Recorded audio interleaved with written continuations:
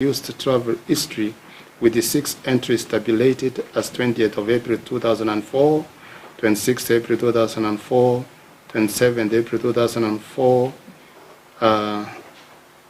5th July 2004, and 8th of July 2004, while he was departing from Jomo Kenyatta International Airport, all go to indicate that the accused must have known that the children were in his house. The defense on the other side position was that on recoveries, the accused was in the UK. At the time the subject were recovered from the house. On travel history of the accused, the dates do not fall or tally with the dates that the offenses were allegedly committed by the accused. And in any event, Section 12 of the Parts and Registration Act says that no person shall be entered in the register as the father of any child except either at the joint request of the father and mother or upon the production to the registrar of such evidence as he may require that the father and mother were married according to law or in accordance with some recognized custom. The position of the court in this respect is this. House number 226 Mountain View Estate is jointly owned by the accused and Mary Deya.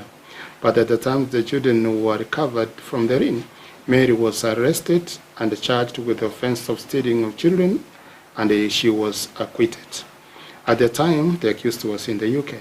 However, the prosecution case is that the accused, being a co-lessee of the house, was constructively in possession of the subject children.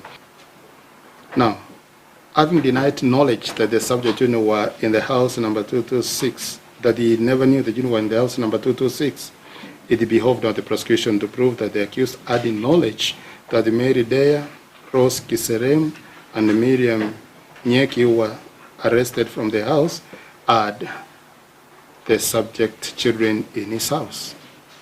Number 2, the fact that the accused traveled frequently into the country does not necessarily infer that he had come to steal the subject children or abet crime. So that even if he went to his house upon coming in the country, that is not the basis to infer that he knew the children were in the house. The reason is, take the first scenario for example. Suppose he met them or he did not meet them. How can knowledge be proved indirectly? The second scenario, suppose Mary Deya had joined a certain cult without the knowledge of the accused person, and assuming that the accused was getting into the country with her knowledge, could she still retain the children in the house? Traveling into country per se and going into the house or not is not a substitute of linking knowledge on the part of the accused to the subject. Number 3, the state relied on the registration of birth and birth certificates to hold a view that indirectly the accused knew the existence of the children.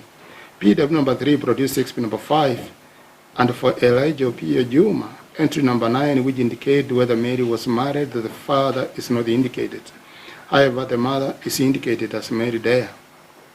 The capacity form, it is marked as parent. For Miriam Adongo, the name of the father is indicated, but on whether Mary is married the father is not indicated. No, so that in respect to the 2 children, they were allegedly born on the same day, 20th May 2002, and it's not possible that the name of the father can appear for one and not the other, and yet they were born on the same day and the same time. Finally, the accused was charged on the suspicion committing the offense by the fact that Mary Deya had been charged and convicted in the High Court criminal case number 97 of 2011, and on the assumption that circumstantial evidence could suffice, given that there was a lease from where the subject children were recovered, was co-joined with Mary Juma and the accused person. In the end, it is true the prosecution made a lot of capital out of a number of circumstances in a bid to establish the accused was guilty. But that evidence does not satisfy the legal requirements of circumstantial evidence to warrant the conviction of the accused, and ultimately make a finding that the prosecution has not proved their case in all the counts beyond reasonable doubt, and I acquit the accused person in all the counts under Section 215 of the CPC, and set him free unless otherwise held back